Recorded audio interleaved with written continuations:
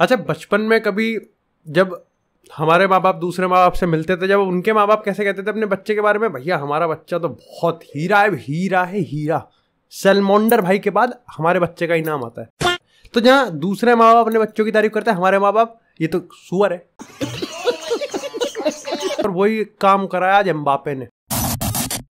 Hey guys, Divyansh, welcome back to another episode of football daily. और episode में आज अगर हम सबसे पहली अपडेट की बात करें तो आती है भैया रियूनियन और लवी डवी की, क्योंकि फ्रैंक लैम्पार्ड भाई वापस से आ चुके हैं चेल्सी के डगआउट में। और ये एक सरप्राइजिंग टर्न ऑफ इवेंट्स था, जहां पर अनाउंसमेंट मैनेजर की वेट कर रहे थे यहाँ पर, अगर हम पूरे स्टैमफोर्ड ब्रिज की बात करें, लेकिन लैम्पार्ड के अनाउंसमेंट की वेट नहीं कर रहे थे, बल्कि नागल्समैन या फिर लुइस एनरिके की बात कर रहे थे। अब यहाँ पर दो सवाल खड़े होते हैं कि एक्चुअली में आपका जो ऑपरेशन चल रहा था लुइस एनरिके और नागल्समैन को लेके, वहां पर आप कहां अटक गए। और दूसरा सवाल ये खड़ा होता है कि एक्चुअली में इस चीज से चेल्सी ने हासिल क्या किया या फिर करने की चाह क्या है। अब देखो, अगर पहले पॉइंट की अगर हम बात करें ना, तो देखो जहां तक मैंने जितनी रिपोर्ट्स पढ़ी है, ये समझ में आ रहा है कि एज सच कोई धक्का नहीं लगा इनको कि नागल्समैन ने मना कर दिया, लुइस एनरिके ने मना कर दिया। बल्कि लुइस एनरिके तो लंदन भी थे।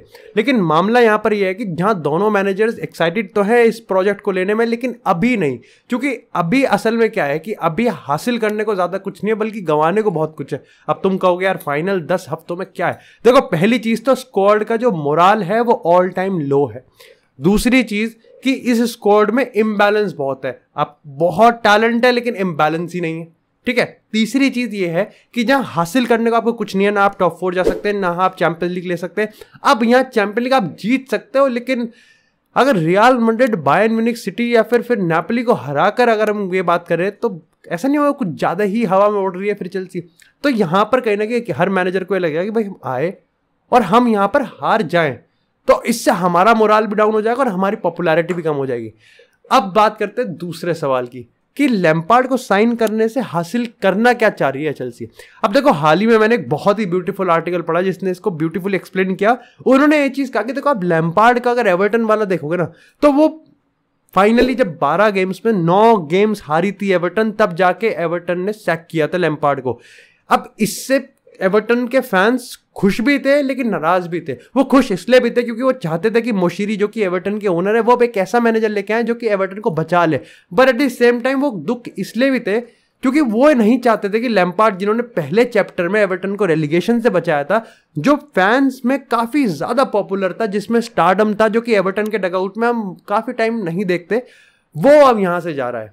और यही चीज कहीं ना कहीं फ्रैंक लैम्पार्ड के साथ टॉड बॉयली भी रेप्लिकेट करना चाहता है, एक ऐसे टाइम में जब स्टैमफोर्ड ब्रिज टॉड बॉयली को क्रिटिसाइज और गलिया सकता है। ग्राहम पॉटर के बिल्कुल ही एंटी चैंट्स लग रहे थे। फ्रैंक लैम्पार्ड वो काम करेगा जहां पर वो ड्रेसिंग रूम को होल्ड करेगा, ड्रेसिंग रूम में एक यूनिटी लेके आएगा, because he was legend, he is legend and he will be legend. और स्टैमफोर्ड ब्रिज में एक सेंस ऑफ यूनिटी और एक सेंस ऑफ फैमिली लेके आएगा।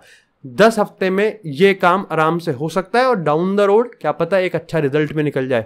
और उसके बाद यहां पर जब सब चीज बिल्कुल थाली पे सजा के रखी होगी, तब एक नया मैनेजर यहां पर आने वाला है। तो ये चेल्सी का एक प्लान है। खैर, इसी के साथ अगर हम यहां पर ब्लॉकबस्टर अपडेट की बात करें तो भाई किलियन एम्बापे ने पूरी भरी सभा में पीएसजी को हड़का दिया है। अब ये स्टोरी ना तुमको समझनी पड़ेगी, इतनी बड़ी नहीं है लेकिन बड़ी भी है। ठीक, देखो बड़ा तो मैं बनाऊंगा ना क्योंकि व्यूज चाहिए।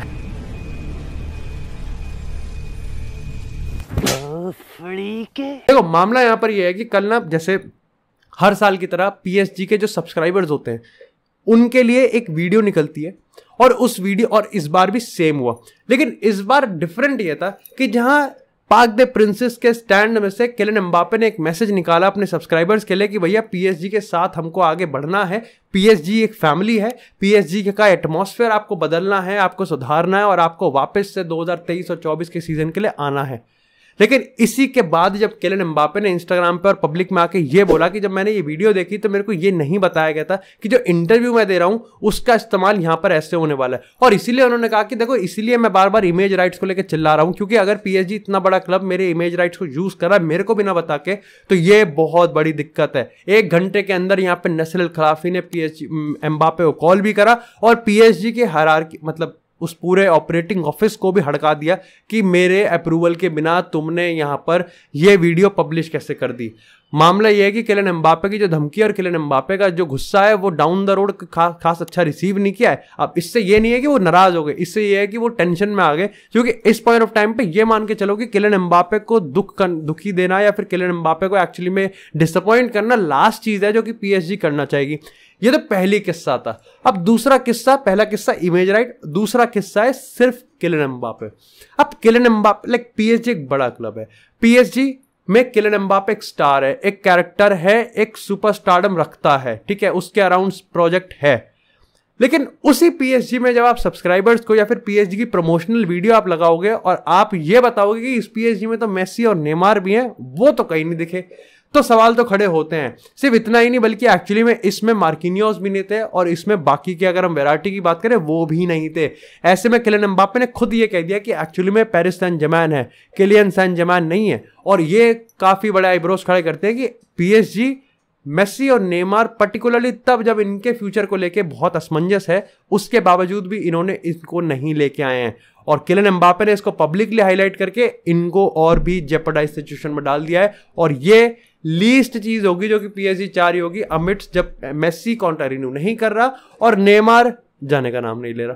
खैर इसी के साथ बात करते हैं थोड़ी सी यहाँ पर रियल मैड्रिड से। तो सबसे पहले तो भाई यहाँ पर कॉन्ट्रैक्ट रिन्यूअल को लेके बहुत बड़े पंगे हो रखे हैं, पंगे तो नहीं लेकिन हाँ असमंजस में तो है पूरी रियल मैड्रिड कैंप। अब देखो यहाँ पर 3 प्लेयर्स हैं, कामाविंगा, असेंसियो और लूका मॉड्रिच। अब कामाविंगा को लेके कोप की बात करें, बाकी बड़ी रिपोर्ट्स की बात करें, सबने ये कहा कि शायद से प्रीमियर लीग के क्लब्स इस पे हंट कर सकते हैं, कामाविंगा पे हंट कर रहे हैं। इट्स लाइक बार्सिलोना से पेड्री या गावी पे हंट करने की बारी हो। तो कामाविंगा को लेके भाई रियल मैड्रिड ने डिसीजन बना लिया है कि उसकी परफॉर्मेंस को देखिए, पर्टिकुलरली यहाँ पर फ्लोरेंटिनो पेरेस काफी ज्यादा खुश है, इसलिए भाई कामाविंगा का जो करंट कॉन्ट्रैक्ट है 2027 तक उसको बढ़ा के 2029 किया जाने वाला है और उसकी सैलरी भी बहुत बढ़ाई जाएगी। ये तो कंफर्म मान के चलो, कामाविंगा, चुआमेनी, वाल्वर्दे, रोड्रिगो, विनीसियस और आने वाले टाइम में एंड्रिक, ये अनटचेबल हैं। प्लस इसमें आप पीटर मिलिटा और कोर्तुआ को भी डाल सकते हो।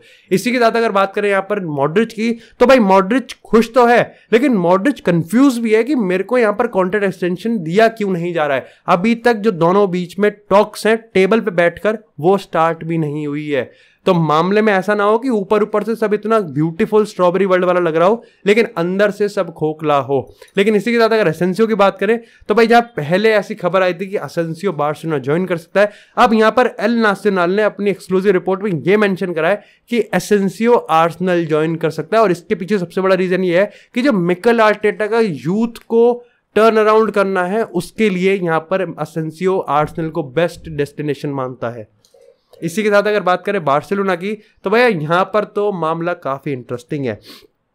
सबसे पहले भाई कल लेपोर्ता ने यूएफए के प्रेसिडेंट को एक यहाँ पर चिट्ठी लिखी और एक कहा है कि भैया ऐसा है कि तुम ना नेग्रेरा केस में ना कोर्ट में जाने से पहले अपने आप को ज्यादा सैलमॉन्डर भाई ना बनो, ज्यादा ना जजमेंट देने की जरूरत नहीं है। जब वहां के कोर्ट में जाएंगे बार्सिलोना हम डिफेंड करेंगे, उसके बाद डिफेंड कर पाएंगे या नहीं कर पाएंगे तब जज करना और तब कोई फालतू की बकवास करना। उससे पहले बार्सिलोना के पास राइट है और वो आप उसको दो कि वो डिफेंड कर सके।